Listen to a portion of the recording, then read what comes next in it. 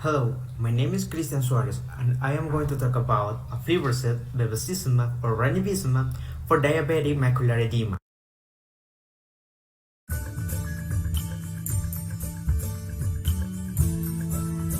Visual impairment due to diabetic macular edema is a loss of vision that is caused by a swelling of the macula, which is the area that is responsible for the high resolution of vision.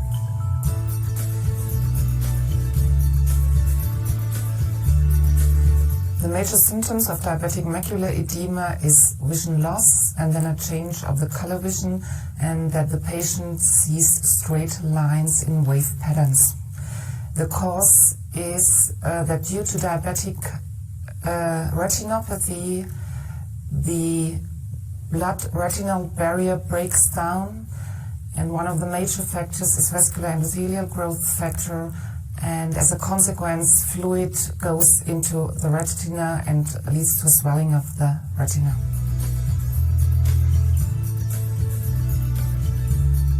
DME is usually diagnosed by eye doctors, but sometimes the general practitioners or diabetologists, they send the patients because the patient complains about visual loss.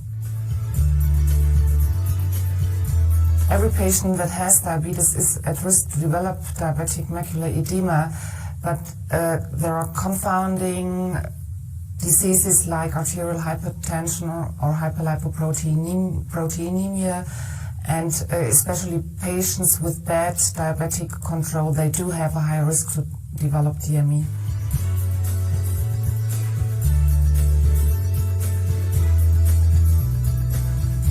The patients usually are at working age, so the daily life can be affected in any way.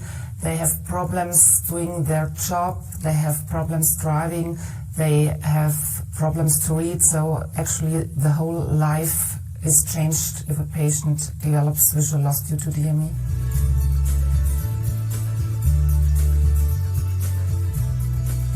The patients should be informed about the problem that can occur, and they should be seen by an ophthalmologist on a regular basis when the diagnosis of diabetes is made. Definition: Diabetic macular edema is a retinopathy that results as a complication of diabetes. It affects the visual system and can cause loss of visual acuity. It is the most common cause of visual impairment in patients with non-proliferative diabetic retinopathy. The thickening of the retina and the separation of photoreceptors caused by the leakage of intravascular components has a consequence of greater vascular permeability, reduce the resolving power of the eye and visual capacity, causing low vision or blindness in the patient. Vision impairment due to diabetic macular edema, or DME for short, is one of the leading causes of blindness in those suffering from diabetes. DME is the consequence of diabetic retinopathy, the most common diabetic eye complication. DME can lead to significant visual impairment in up to 3% of patients with diabetes. Sight loss is the most feared diabetes-related complication. DME occurs when tiny blood vessels in the eye begin to leak fluid. This fluid causes swelling in the central portion of the retina or macula, which makes vision blurry. Sufferers may also experience image distortion, color or contrast changes, floaters or dark spots in the field of vision called scotomas. It's important to remember that these symptoms don't just happen overnight. It's a chronic condition that can take years to develop. For someone like Joe, visual impairment can hugely affect his everyday life, from managing his diabetic medications to preventing him from being able to drive or even work. And if left untreated, he could even lose his sight. Joe should visit his ophthalmologist on a regular basis. While there are treatments for visual impairment due to DME available, the best form of prevention for Joe is to manage his blood sugar levels carefully and effectively. Pay attention to other risk factors such as his diet and weight, and of course, take regular cardiovascular exercise. If Joe begins to experience any of the symptoms of visual impairment due to DME, a retinal specialist will be able to recommend the right treatment for him to ensure Joe retains a high vision-related quality of life. Medical application. Vascular endothelial growth factor, VEGF, is an important mediator of abnormal vascular permeability in diabetic macular edema. Intravitreal injections of anti-VEGF agents have been shown to be superior to laser photocoagulation of the macula, so Aflibercept, Bevacizuman, and Ranibizumab are intravitreal vascular endothelial growth factor inhibitors commonly used to improve the functional prognosis of patients suffering from this disease. They have been shown to be beneficial and relatively safe for the treatment of diabetic macular edema. Diabetic macular edema, or DME, occurs as a result of increased vascular permeability, which promotes the accumulation of fluid and protein deposits in the macular region of the retina. This causes retinal swelling and damage, leading to visual impairment. The VEGF-A is a protein which promotes vascular permeability via the activation of its receptor found on the surface of endothelial cells. In DME, elevated VEGF levels increase vascular permeability by loosening the tight junctions between endothelial cells and the walls of the capillaries. As the junctions loosen, the intravascular fluid leaks out into the surrounding tissues of the retina. Increased vascular permeability promotes the formation of macular edema and the deposits of hard exudates, both of which disrupt the morphology of the retina and may lead to visual impairment. Patients suffering from visual impairment due to DME may experience blurred central vision. Pros and cons. Pros. Intravitreal injections of anti-VEGF agents are superior to laser photocoagulation of the macula. All three drugs show a substantial improvement in visual acuity 4 months after the start of treatment. After a year of treatment, there is a reduction in the thickening of the retina. Cons. Treatment with these drugs has a great economic impact, around $2,200. The relative effect of the drugs depended on the initial visual acuity status. The relative efficacy and safety of intravitreal Aflibercept, Bevacizuman, and Ranibizumab in the treatment of diabetic macular edema is unknown. Ranibizumab, known as Lucentis, is a humanized monoclonal antibody fragment that binds to and inhibits multiple isoforms of VEGF-A.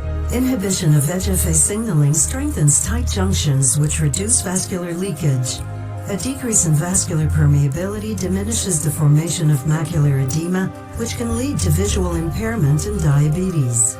Treatment of macular edema may alleviate the visual impairment associated with DME.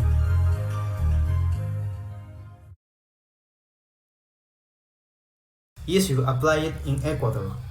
In Luis Bernaza Hospital in 2015, 82 patients with a diagnosis of diabetes with impaired visual acuity due to diabetic macular edema were treated as a part of a study with the objective of determining the therapeutic efficacy of Ranibizumab and Bevacizuman in the treatment of this pathology. The results showed that Ranibizumab is the most appropriate treatment for DME management since its use is associated with a significantly higher number of improvements in vision acuity than Bevacizuman. Anti-VEGF treatment is received as an injection directly into the eye. There are 3 major responses to anti-VEGF treatment. Reduced vascular permeability, so that the vessel wall is not as penetrable and leakage of fluid is minimized or completely stopped. Reduction in edema and decreased thickening of the macula and retina, and as a result, improved vision, with benefits outperforming that of other treatments. Because of its positive results for DME patients and a lower risk for other eye complications, anti-VEGF therapy has become the preferred treatment for DME. If you are diagnosed with DME, you have options. Work with an eye care specialist who is experienced in treating and managing DME, and ask them if anti-VEGF therapy is the best option for you. Knowledge and understanding of your condition empowers you to take an active role in choosing and managing your treatment. Conclusion. Currently, there are multiple approaches to treatment of diabetic macular edema, including intravitreal injections of vascular endothelial growth factor inhibitor or anti-VEGF.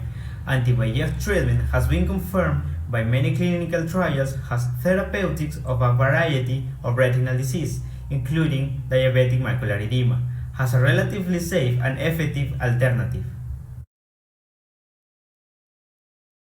I think that's right, David, and I think that's a valuable study also because of the safety issues. So that for example, we had a head-to-head of the two drugs in wet macular degeneration, and at the end of 1 year, they were deemed to be non-inferior. One was non-inferior to the other, the off-label versus the on-label, but there was a safety difference, and those of us who organized that trial thought, well, that is just a fluke and it'll drop out at year 2. Well, it didn't really drop out at year 2, and in fact, the safety difference was still there, and hard to explain, not powered for safety, but the observation was still there, substantial difference, significant difference in safety. And we see a slightly higher risk in the on-label use of these drugs in diabetics than we do even in the elderly. And because of the micro macular vascular disease and the VEGF side effects are in this category, the family of complications are in this category, I predict, and this is a straight prediction without much data, certainly no high-level data, that the Avastin safety will extrapolate to diabetics and be magnified. There will be a bigger issue with safety. I still predict that in the absence of something else, it's better than laser alone.